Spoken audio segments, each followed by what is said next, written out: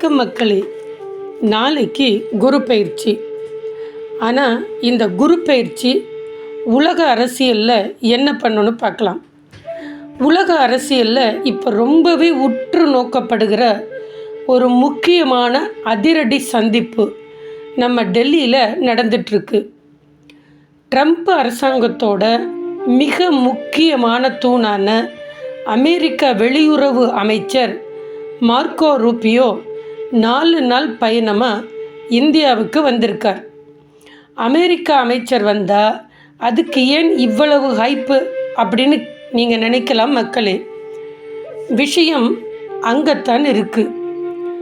உலகமே ஒரு பக்கம் போர்க்களமாக மாறிட்டுருக்கிற இந்த சூழ்நிலையில் அமெரிக்கா ஓடோடி வந்து இந்தியா கூட கை கோக்க பார்க்குதுன்னா அதுக்கு பின்னாடி மிகப்பெரிய உலக அரசியல் ராஜதந்திரம் ஒளிஞ்சிருக்கு. அதுவும் வரப்போகிற இந்த குரு பயிற்சி நம்ம இந்தியாவுக்கும் அமெரிக்காவுக்குமான ஒரு வெளியுறவு கொள்கை எப்படி இருக்கும். நாம் வெளியுறவு அமைச்சர் எஸ் ஜெய்சங்கர் அமெரிக்க அமைச்சரை சந்தித்து என்ன மாதிரியான அதிரடி பேச்சுவார்த்தை நடத்தியிருக்கார், இதனால் உலக நாடுகளுக்கு என்ன செய்தி சொல்லப்பட்டிருக்கு அப்படிங்கிற முழு பின்னணியும் நாம் இப்போ அக்கு வேற ஆணி வேற பார்க்கலாம். ஸ்கிப் பண்ணாமல் பாருங்கள், ஏன்னா இது இந்தியாவோட உலகளாவிய பவரை பற்றின வீடியோ. முதல்ல இந்த மார்க்கோ ரூபியோ யார், இவரோட வருகை ஏன் இவ்வளவு முக்கியம்னு பார்ப்போம். டொனால்ட் ட்ரம்ப்போட புதிய அமைச்சரவையில் வெளியுறவு துறை அமைச்சராக பதவி ஏற்றுக்கிட்ட பிறகு மார்க்கோ ரூபியோ மேற்கொள்கிற மிக முக்கியமான ஆசியா பயணம் இதுதான். அமெரிக்காவுடைய வெளியுறவு கொள்கைகளை தீர்மானிக்கிறதே இவர்தான். இப்போ சர்வதேச அளவில் வர்த்தக போர், ட்ரேட் வார் தீவிரமாயிட்டு இருக்குது. இன்னொரு பக்கம் ரஷ்யா உக்ரைன் போர், இன்னொரு பக்கம் ஈரான் இஸ்ரேல் அமெரிக்கா இவங்களுடைய போர். உலகமே ஒரு பதற்றத்தில் இருக்குது. இந்த சூழ்நிலையில் அமெரிக்காவுக்கு ஆசிய பிராந்தியத்தில் ஒரு வலுவான நம்பிக்கை பார்ட்னர் தேவைப்படுறது. அதுக்கு இந்தியா மட்டும்தான் சரியான சாய்ஸ்னு அமெரிக்காவுக்கு நல்லாவே தெரியும். அதனால தான் பதவியேற்ற சில மாதங்களிலேயே டெல்லிக்கு பறந்து வந்திருக்கிறார் மார்க்கோ ரூபியோ.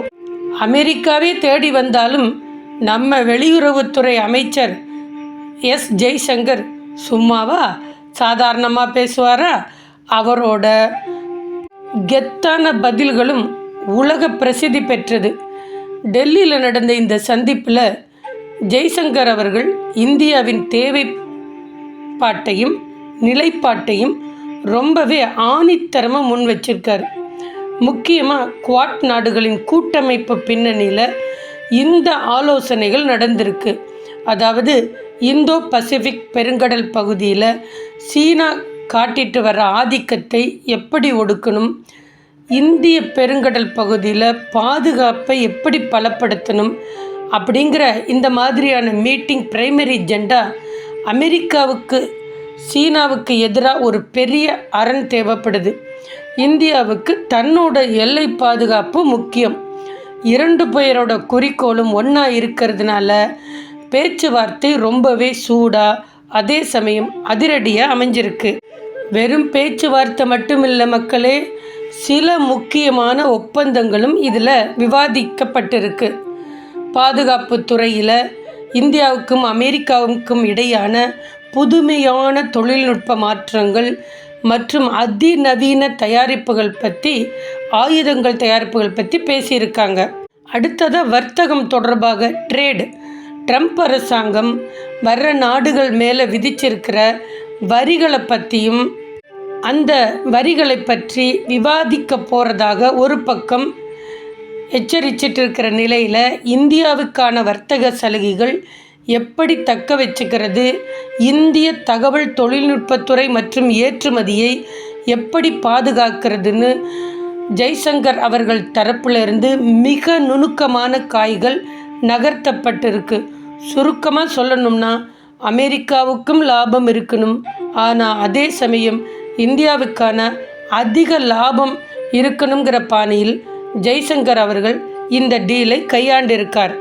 மக்களே, ஒரு காலத்தில் அமெரிக்கா சொல்கிறத கேட்டு மற்ற நாடுகள் நடந்த காலம் போய் இன்னைக்கு அமெரிக்காவே இந்தியாவின் நிலைப்பாட்டை புரிஞ்சிக்க